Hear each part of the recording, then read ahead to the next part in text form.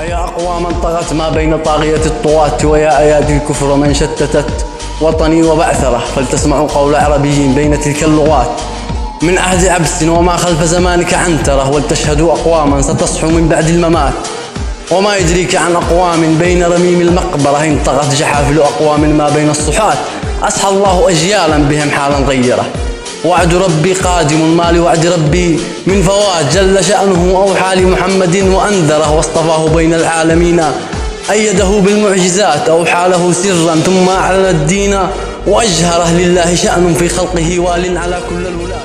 لله شأن في خلقه وال على كل الولاة، حكمة المولى سبحان ملهم قلب صبره، فاستبشري يا قدس فصلاح الدين آت، والله أكبر حين يصعد بلالا منبره، ستعود أمتنا بجيوش الصالحات الباقيات بنهج محمد تشق طريقها بالزمجرة، تخلق الفرسان من أكباد المحصنات، وترى العذارى بنصر الإسلام مكبرة بصهيل خيل العروبة من رمح الرماة، وتكبير خنساء بالشهادة مستبشرة، سيذعر العالم من صحوة وبها ثبات، ويكبر العربي باسم الله أكبر